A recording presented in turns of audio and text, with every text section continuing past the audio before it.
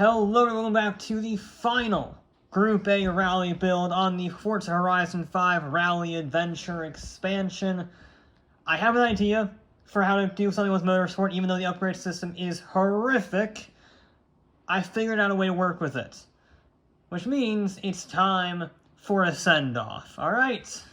And that means rerunning some of our old vehicles. Some of the vehicles that either I didn't think had a very fair shot because they were the first ones to be run, or the run itself, the fastest run, just wasn't as good as I thought it could be, or the build wasn't right, just a whole host of possibilities.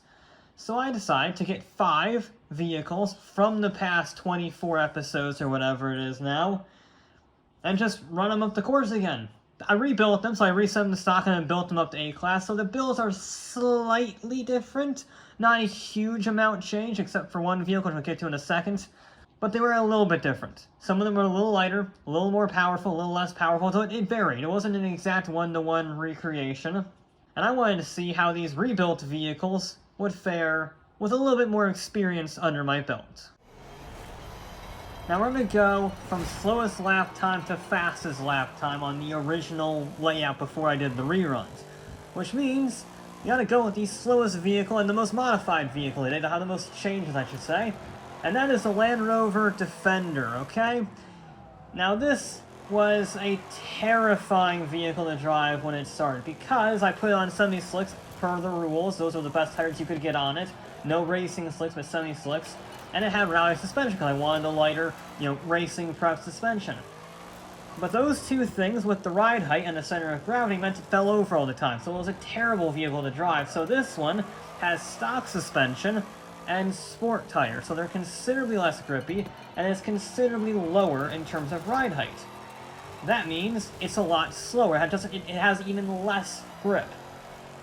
But that means I can actually drive it. So yeah, the corner speed is atrocious. 88 miles an hour through that corner, abysmal. We've seen cars go through 108 miles an hour through that corner. This is obviously not going to win. But maybe it won't get last. It's a bit hairy because, obviously, since I don't have semi-slicks, the PI is lower. And that meant I could put more power in it. So this thing is the most powerful vehicle we've ever run. Nearly 700 horsepower to all 4 wheels. It does have a full aero kit, front and rear, so that is nice, compared to something like the Ford F-150, which did not have a full aero kit, I don't believe anyway. So it does have that going for it. It's not completely hopeless, but the tire compound and the sheer horsepower and the general barn shape of it meant that it was never going to be very good. But it was noticeably better. It was more composed. I could actually be confident with it. Mainly because it wasn't falling over. The vehicle was still super slidey. Still a bit oversteery. But it was manageable. It was very manageable. And that meant it was considerably faster. I didn't really have any issues with it. I mean, apart from the whole lack of turning. But I'd much rather have a lack of turning than a lack of staying on all 4 wheels. I feel like that's very important. And yes, it has nearly 700 horsepower, but it's also a barn, which means it's not going to be very fast in a straight line. So 140, it's not the worst, it's actually not the best. Very slow around the final corner, but it is around the final corner 2 seconds faster than his previous best. Not bad.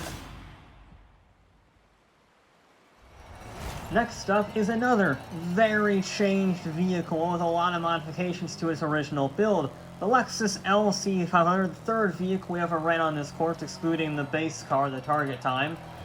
And I used the wide body kit on that build, so I figured, why not try without the wide body kit? No harm in that, just a little bit of an experiment, see which one is faster. Obviously this is going to have more experience with it, but still, curious to see how it would fare. Now there are some pros and cons to that. Cons, tire sizes are considerably smaller, and it's not quite as stable because it's a little bit narrower in terms of track width, in terms of general width, so it's not going to be quite as stable through some of the corners. But pros, it's lighter, and it has Forza Aero on the front. You can't get Forza Aero on body kits in the front end. In almost all of them, anyway. And that means This thing turns in a lot better than I thought it would for almost 4,000 pounds of Lexus. It's pretty good, actually. It's also quite a bit more oversteer because it has a bit more horsepower, and it's got much smaller tires on the rear.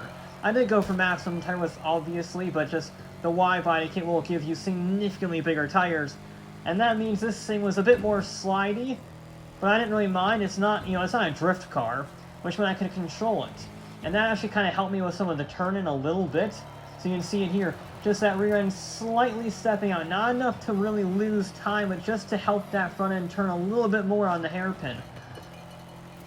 Of course, it is still a little bit twitchy, so you don't have 110% confidence. There's some vehicles on this course, you could just absolutely gun it through these corners with no fear whatsoever. The Coronet, for example, or the Tirana, those are really grippy cars that you just have complete and utter faith in no matter what.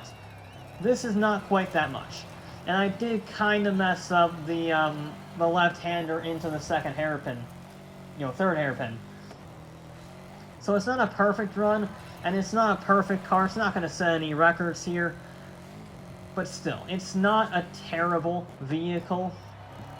And it had a solid time. It was sort of a middle of the road, like dead center in the middle of the road, compared to other vehicles. So it's not the best, not the worst. And this modified version, this re-ran version, definitely felt in a similar manner. It kind of felt similar. I'm curious if the body kit actually made of was faster, and this is just the experience, because the time is remarkably similar. It's very close in terms of time, but it is faster nonetheless. Now next up is our only front-wheel drive vehicle of the day. In fact, it was right next to the Lexus in terms of overall time on our board. This is the Mini Cooper John Cooper Works GP with the massive rear wing on the back. It's hysterical looking. It's kind of distracting actually in terms of screen size. Now this is a much more moderate rebuild. It was very similar. I think it had a little bit more torque. It was a little bit heavier. It was just different engine parts I used, basically. And what I did is I made sure to maximize the torque on this, because having done some experience with the challenge I'll see in a little bit, this is a very torquey hot hatch. It makes more torque than horsepower. This is around about 330 torque. It makes 303 horsepower, which means I can put in pretty much any gear and it will accelerate just fine, which is really nice. And it doesn't get that much torque here. It's a very good differential up front. I don't know how they did it. That is flat out of that corner.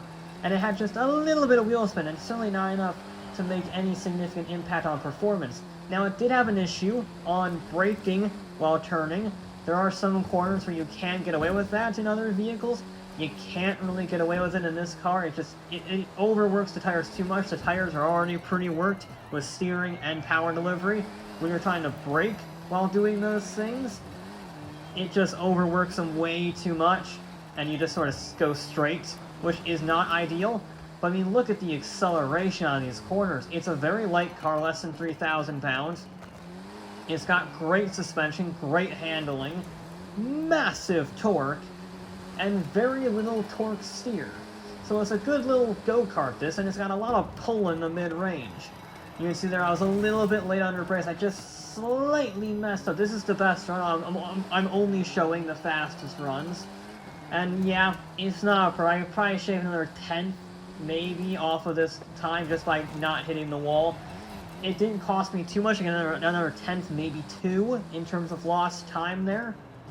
But the Mini, that torque out of the corners is just so good. I could leave it in third, I could leave it in fourth, and power out of the corners with minimal oversteer. Minimal wheel spin, I guess, not oversteer. And that was a huge asset. It gave me a lot of confidence on the throttle, which is what you need in a front-wheel drive car, because you need to carry as much speed as possible, and that helps you do it. It gives you the confidence to do it. And there I go, I crossed the line. Holy Toledo, that was 3 seconds faster, near enough, than his previous best. Our penultimate rebuild is the Volkswagen Golf R, the second car we ever ran here. Notice this is not the new one that was literally just announced at the time of recording this, because Thank you, Forza, for releasing the Golf R Mark 8. What it is, I'm doing all of these hot hatch challenges that revolve around the Golf R Mark .75, which is just fantastic. But anyway, this was, again, the second car I've ran, so I didn't have much experience, and I wanted to give it another go. It's one of only 2 all-wheel drive cars that we were running today, and it's the second of those 2. And I didn't really care. It didn't feel like it cost any PI. I didn't feel like it cost any performance. Normally, all-wheel drive can give you too much of an acceleration bias and therefore eat up a chunk of PI. But this thing is so composed. I mean, it's really good. It's like almost on the par of the Mini. That's how good it was through these corners, which really surprised me. I did not think that this would be so grippy, but it was. It carried huge speed through the corners. And then it had over 300 horsepower being deployed to all 4 wheels, so I could floor it out of every single corner. And that is not something I'm accustomed to, certainly in hatchbacks. Normally hatchbacks are front-wheel drive, and the fact that this thing was so controllable and so grippy with 4-wheel drive is a huge asset, a huge boost compared to the others. And you just see it turns into turn-in is probably the best thing about this car, in all honesty. It's not the acceleration is very good, but I'm carrying so much corner speed and it's so responsive on the front end. And then because it has 4-wheel drive and torque vectoring and the aero kit and the whole 9 yards, the back end is planted as well. It's a really darn nice car to drive, and you can see we are up on the Lancia's time, which is not something I expected from the from the Golf. Sorry, wrong hot hatch. I did not expect that from the Golf. The Golf was in 16th place when I started this rerun. 16th, and we're challenging for the lead now, which is insane. But look at the corner speed you can carry. No wonder it's challenging for the lead. But there is one cost to all of this handling, all of this performance, and all of this acceleration. That is top speed. It's really slow in a straight line, okay? It's got lots of downforce, not a huge amount of horsepower, and the gearing just isn't there. You can see we've seen almost 170 miles an hour from the McLaren, 150 from our builds, and we're struggling to hit 138. In fact, we hit 137, but again, we can carry the speed through the corner, and the Golf beats the Lancia. Who could have seen that coming? But it is time for our final car, the fastest car of this run that we're going to do from our original build lineup, and that is the first car we overran, the Lotus Exige. A vehicle I often thought was severely underperformed in my original run, because again, it was basically my first 3 runs on camera. I know I did a lot of practice, and I did some practice with various vehicles that I built up that were not run, just so I didn't have an unfair advantage. And, yeah, it was not a great time. Ended up in 12th place before this video, which is solid. You know, for the first run, that's not bad. But I knew there was so much more time in it. And sure enough, this thing was absolutely stupid. Now, I took some of the horsepower off. I put an exhaust on it in the original build. Well, this one, I went with pure lightness. So I had a stock engine, stock transmission, stock drivetrain entirely, pretty much. However, it weighs less than 2,500 pounds, and it is so nice to drive. It can carry absurd speed through the corners, and it still has 345 horsepower, and most importantly of all, it has rally fog lights. And this is a rally stage, which means it will be absolute light years faster than everything else. And look at its time compared to the Lancia. I know that the Volkswagen just beat the Lancia, but I recorded this before the Volkswagen, okay? Sue me.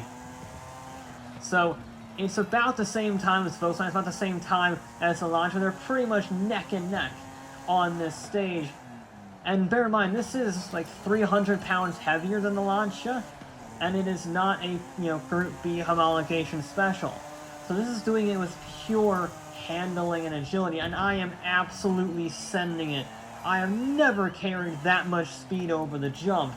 I mean, I jumped sideways into the braking zone with a slight skid, and I still made the corner while carrying good speed. That is the capabilities of this vehicle. That is the speed of this vehicle. I actually ran a little bit wide, almost hit the wall. That would have been very frustrating to me. So it wasn't, I guess, a perfect run. It was like 99% perfect, this Lotus run. And it's not bad in the straight line. It's better than the Volkswagen, but it's not stellar. So it's got good gearing. That's what I like. It's got really good gearing. Saying that, I did shift up a little early. I would, in hindsight, I would leave it in 4th. But regardless, look at the time.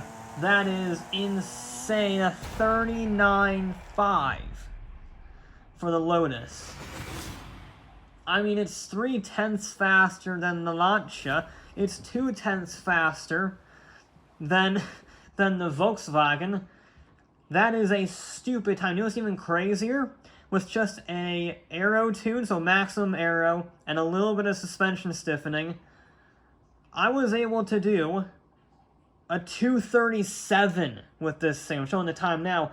That is top 70 in the world. This has a stock gearbox and a stock engine, and I didn't even use the try-hard lines that people were using on that leaderboard.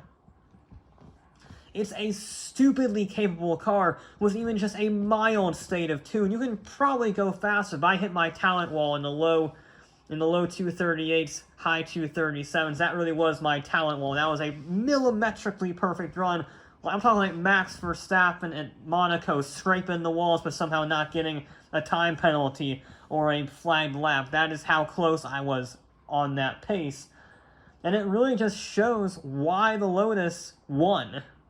Technically, I know the Lancia was the ultimate winner, the Holden Turan, depending on how you view it with these special videos. But the Lotus, very fittingly, the first car we ever ran, is now the fastest car we've ever ran. 3 seconds faster than its previous best time. That's a stupid run. That's a stupidly good car. So is the Volkswagen, so is the Lancia. I mean, really, the top 5, the Lancia, the Alpine, the Holden, the Volkswagen, the Lotus, those are phenomenal A-class handling builds. They really are. The Lotus is the best of the lot by far. The Turan is probably the best overall, but they are all very, very solid. I mean, the top 6 were actually faster than the KTM and the McLaren, which are S1 class cars. Very impressive. And because of all of this, because those cars improved so much, the the Lexus didn't really improve that much, in all honesty. I mean, sure, its time was 0.6 of a second faster, so it did improve. I think the wide-body kit may have been slightly faster. I mean, I think a second was my experience advantage, a second faster, and then I lost maybe a few tenths because I didn't have the body kit, so I think if I were to run it again, I would run with the wide-body kit, but it was still faster, and it did still improve upon its original position. Not by much, because the Lotus and the Mini were significantly faster, so that sort of negated its advantage, if you will. But still, it was a significantly faster car. It was faster than the MR2, faster than the Coronet. It beats the F-150, thank God. And then we have the Land Rover. It's easily the worst car of the day. It did a 2:43.6, so it's slightly faster than the stock M3 GTS. It's faster than the Cupra, faster than the Amira, a little slower than the wide-body Subaru WRX. But it went from last to, what, 22nd? 20th place? So, a significant improvement, again, is also just a terrible car. It's closer to the F-150, which I'm very grateful for, because, oh, I was sad the F-150 did so well. It's weird, and kind of cool in that way, but I'm sad to see so many cars get beaten by a pickup truck. So the Land Rover improved significantly, got a lot better. It beat the Lincoln Co. touring car, which is hysterical and will never not make me laugh. A, racing slicked, full-on, kitted-out TCR car gets beat by a Land Rover with 700 horsepower and sport tires. So there's that.